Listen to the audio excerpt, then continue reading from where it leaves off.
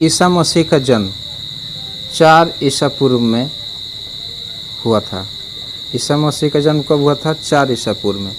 कहाँ हुआ था? बेथलेहम में। कहाँ हुआ था? बेथलेहम में। ईसा मसीह को सूली पर कब चढ़ाया गया? 33 ईसा पूर्व में। कब चढ़ाया गया था? 33 ईसा पूर्व में। शुक्रवार को।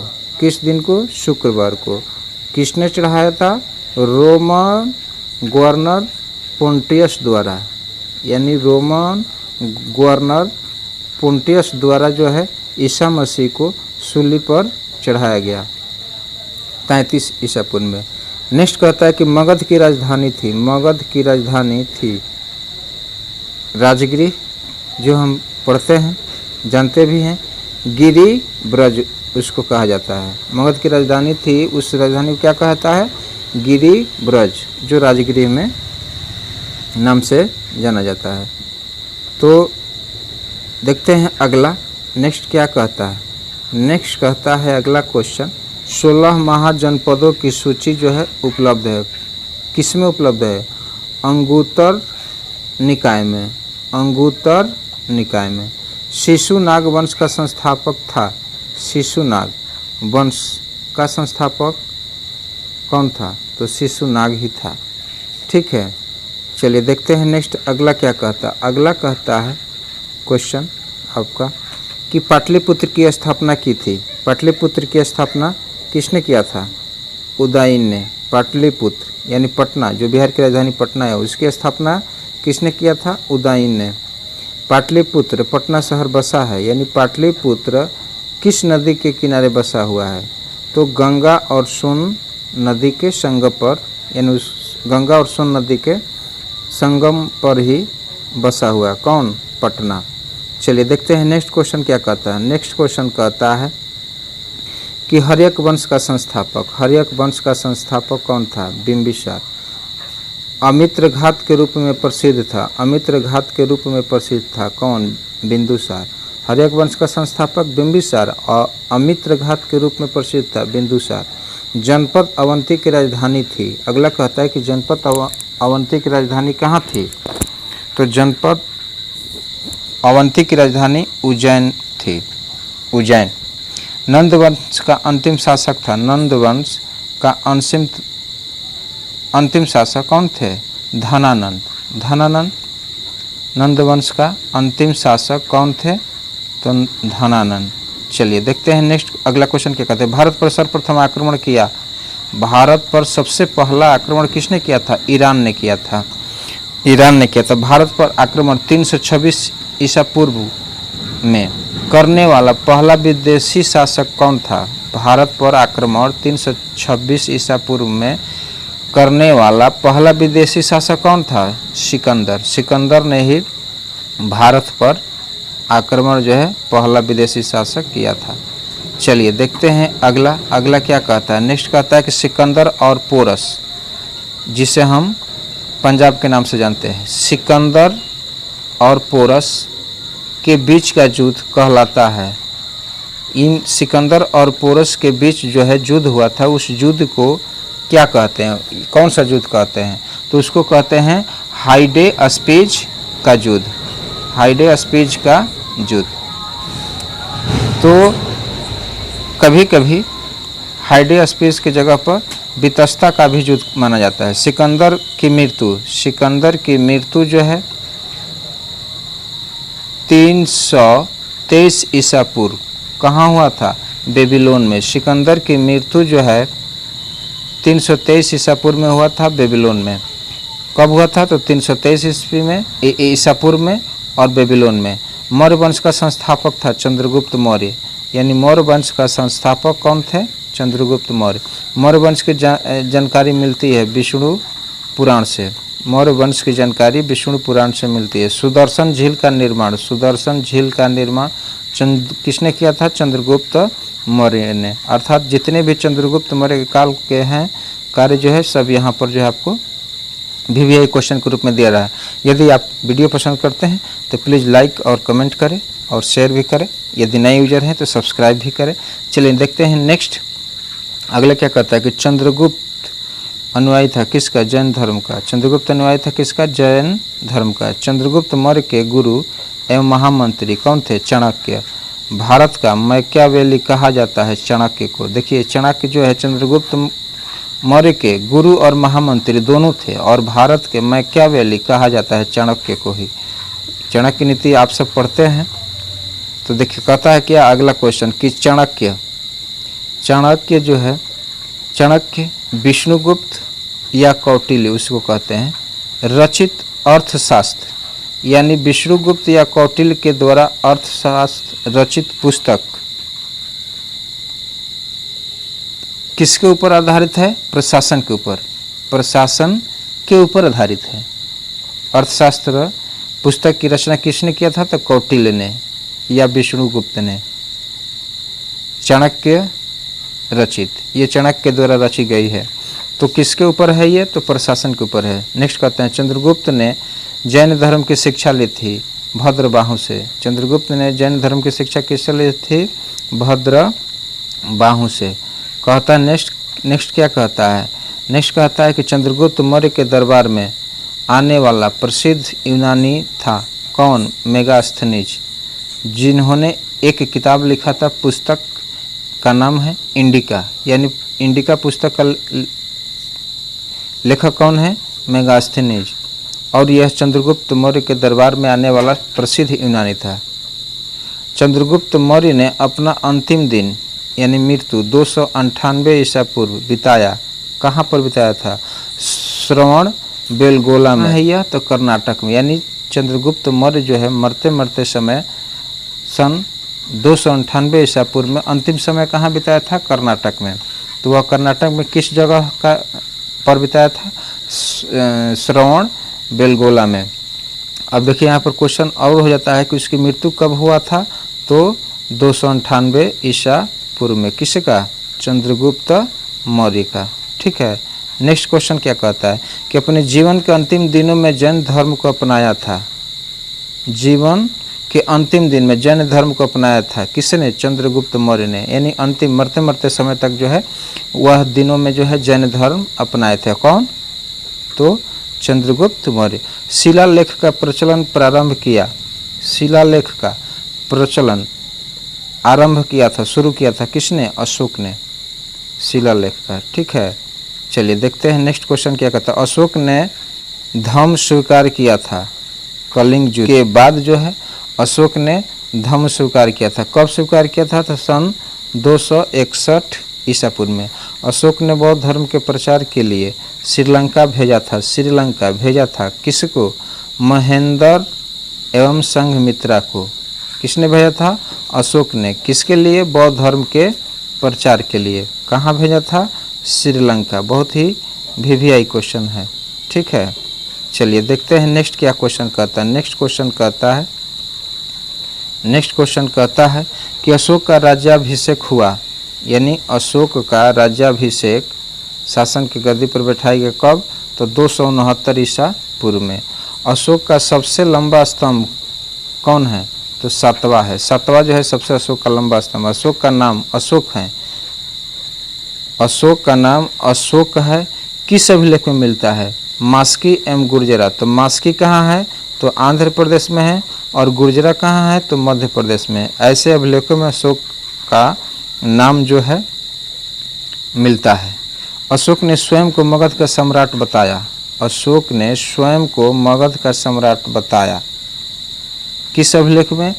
तो भाब्रू स्तंभ लेख में मिलता है। यह भाब्रू क्या है? तो एक वैराट है। और वह कहाँ है? तो जयपुर, यानी अर्थात राजस्थान में, यानी राजस्थान की राजधानी जयपुर। तो वहाँ पर जो है अशोक ने स्वयं को मगध का सम्राट बताया था। कहाँ पर? जयपुर, राजस्थान में। हेलो दोस्तों, मैं अवधेश सर अपने YouTube channel smart science Buxar official की तरफ से धन्यवाद। साथियों चलिए चलते हैं SST जीके की तरफ। क्वेश्चन कहता है कि कलिंग युद्ध की विजय तथा क्षतियों का वर्णन मिलता है। कहाँ मिलता है? कलिंग युद्ध के समय। तो अशोक के शिलालेख 13 में। कहाँ मिलता है? अशोक के शिलालेख 13 में। ठीक है। नेक्स्ट कहता है कि सांची का स्तूप बनवाया था, सांची का स्तूप बनवाया था, किसने बनाया था? अशोक ने। नेक्स्ट कहता है कि श्रीनगर की स्थापना किया था, किसने किया था? अशोक ने। किसने किया था?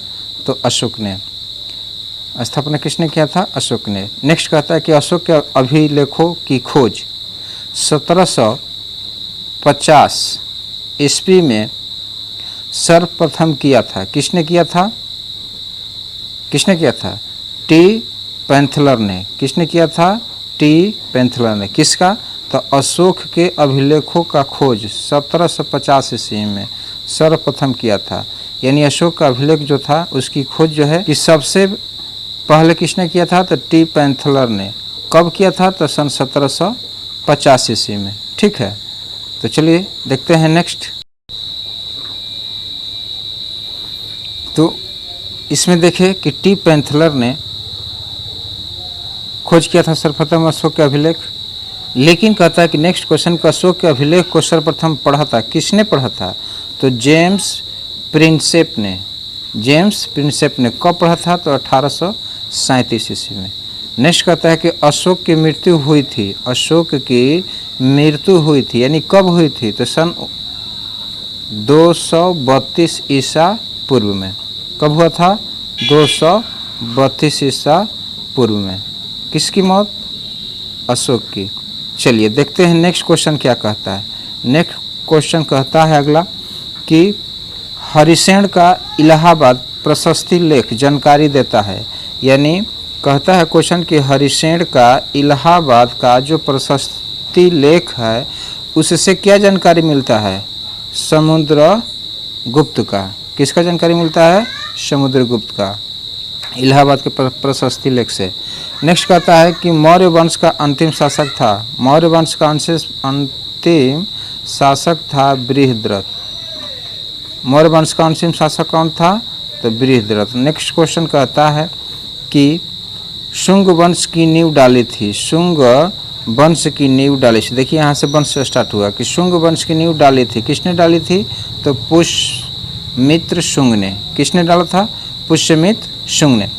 भरहुत स्तूप का निर्माण करता था, भरहुत स्तूप का निर्माण करता था, कौन था निर्माण करता? तो पुष्यमित्र शुंग ने।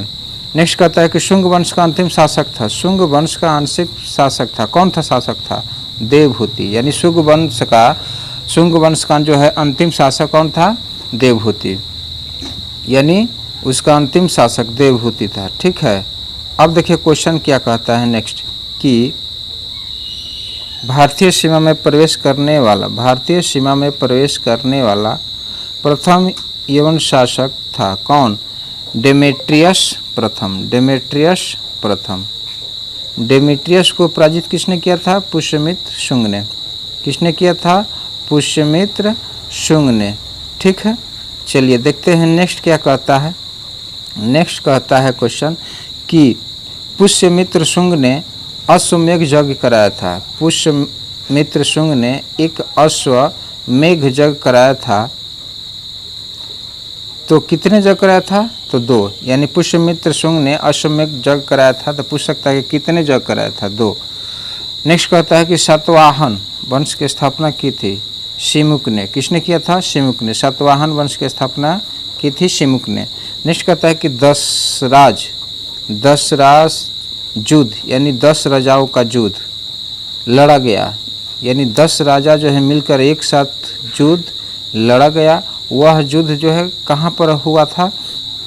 कहाँ लड़ा गया था? परुष्णी नदी के तट पर, परुष्णी। ठीक है, चलिए हम आपके लिए इतना मेहनत करते हैं एक साधन के रूप में, तो आप प्लीज़ लाइक और शेयर करें, कमेंट भी करें। तो चलिए देखते हैं नेक्स्ट क्वेश्चन। नेक्स्ट क्वेश्चन क्या कहता है? नेक्स्ट क्वेश्चन कहता है कि भारत में सर्वप्रथम सोने के सिक्के जारी किए थे। भारत में यानी इंडिया में सबसे पहले सोना का सिक्का किसने जारी किया था? हिंद यूनानियों ने। किसने किया था? यूनानियों ने, यानी हिंद यूनानियों ने सोने का सिक्का सबसे पहले वो उन्होंने जारी किया था। शुद्ध सोने के सिक्के चलवाए, वह शुद्ध सोने का सिक्का चलवाया कौन? कुषाणों ने। यानी किसने चलाया था? कुषाणों ने। ठीक है, यानी शुद्ध सोना यूनानियों ने जो है जारी किया था और वह सिक्के जो है किसने चलवाए? तो कुषाणों ने। ठीक है, अब देखते हैं नेक्स्ट क्वेश्चन। नेक्स्ट क्वेश्चन क्या कहता है? कहता है अगला क्वेश्चन कि सर्वाधिक स्वर्ण मुद्राएं जारी हुए। सबसे अधिक जो है सोने का सिक्का, यानी सबसे अधिक जो है सोने की मुद्राएं जो है जारी हुआ किसके शासनकाल में? तो गुप्त काल में। यानी गुप्त काल में जो है सोने के सिक्का जो है सबसे अधिक जो है जारी हुए थे। सबसे अधिक स्वर्ण मुद्राएं जारी हुए थे किसके शासनकाल में? तो गुप्त काल में, गुप्त काल के शासन के समय। सीसा का सिक्का चलवाया था, सीसा का सिक्का चलवाया था सातवाहनों ने। किसने चलाया था? सातवाहनों ने। चांदी का सिक्का प्रथम चलवाया था, यानी चांदी का सिक्का सर्वप्रथम किसने चलवाया था? चंद्रगुप्त द्वितीय ने, अर्थात विक्रमादित्य ने। किसने चलाया था? चंद्रगुप्त द्वितीय, विक्रमादित्य को कहा जाता है। तो चांदी का सिक्का इसने चलाया था। ठीक है, तो चांदी देख लिए, सोना देख लिए। अब देखिए, अब अगला क्वेश्चन क्या कहता है कि रुपये का सिक्का भारत में पहली बार ढाला गया। रुपये का सिक्का भारत में पहली बार ढाला गया। किसने ढाला था? तो शेर शाह सूरी के शासनकाल में, यानी शेर शाह सूरी के शासनकाल में जो है सर्वप्रथम जो है सिक्का जो है भारत में पहली बार डाला गया। नेक्स्ट कहता है कि आना का सिक्का चलाया। आना, 1 आना, 2 आना, 3 आना, 4 आना, 5 आना, ऐसा होता है ना। तो आना का सिक्का जो है किसने चलाया था? तो शाहजहां ने। किसने चलाया था? शाहजहां ने। यानी 2 आना, 3 आना ऐसे जो है पहले हम लोग प्राचीन काल में जो है ऐसे सिक्के जो है चलाए हैं। तो किसने चलाया था? तो शाहजहां ने। अब कहता है कि कुषाण वंश का संस्थापक, कुषाण वंश का संस्थापक कौन थे? यानी कुषाण वंश का संस्थापक कौन थे? कुजुल कडफिसेस। कुजुल कडफिसेस। कुषाण वंश का संस्थापक कौन थे? कुजुल कडफिसेस। ठीक है, चलिए देखते हैं नेक्स्ट देखते हैं। चलिए देखते हैं क्या कहता है कि कुषाण वंश का संस्थापक कौन? वंश का? कुषाण वंश का। कौन था? कुजुल कडफिसेस। नेक्स्ट कहता है कि बुद्ध की खड़ी प्रतिमा बनी किस काल में? तो कुषाण काल में। बुद्ध की खड़ी प्रतिमा जो है कब बनाई गई? तो कुषाण काल में। नेक्स्ट कहता है कि कुषाण वंश का प्रसिद्ध शासक था। कुषाण वंश का सबसे प्रसिद्ध शासक कौन था? कनिष्क। नेक्स्ट कहता है कि कनिष्क की पहली राजधानी कहाँ थी? तो पुरुषपुर में। कहाँ थी? पुरुषपुर में। किसकी? कनिष्क की। कनिष्क की पहली राजधानी कहाँ थी? पुरुषपुर में। ठीक है, नेक्स्ट क्या कहता है? देखिए, नेक्स्ट कहता है कि कनिष्क की दूसरी राजधानी, कनिष्क की दूसरी राजधानी कहाँ बना? मथुरा, जो उत्तर प्रदेश में है। पहला बना पुरुषपुर में और दूसरा बना मथुरा में।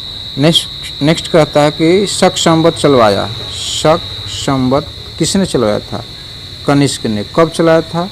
78 ईसा पूर्व में। ठीक है, नेक्स्ट कहता है कि मूर्तियों का निर्माण हुआ। मूर्तियों का निर्माण किसके शासनकाल में हुआ था? तो कुषाण काल में, यानी कुषाण काल में। मंदिर का निर्माण हुआ किसके शासनकाल में? तो गुप्त काल में।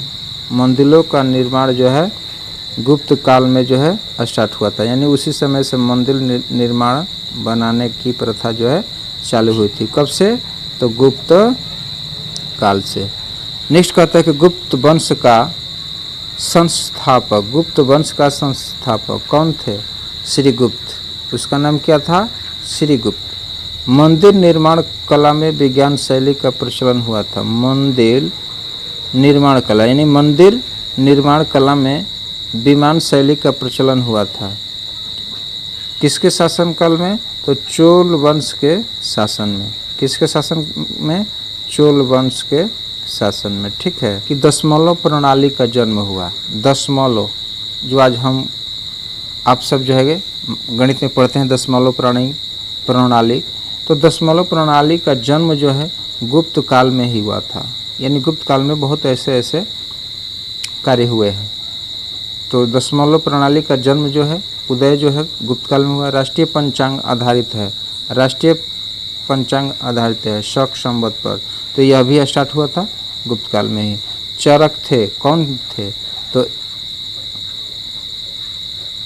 चरक कौन थे? आयुर्वेद के जनक थे, यानी आयुर्वेद के जनक थे कौन? चरक। चलिए देखते हैं नेक्स्ट।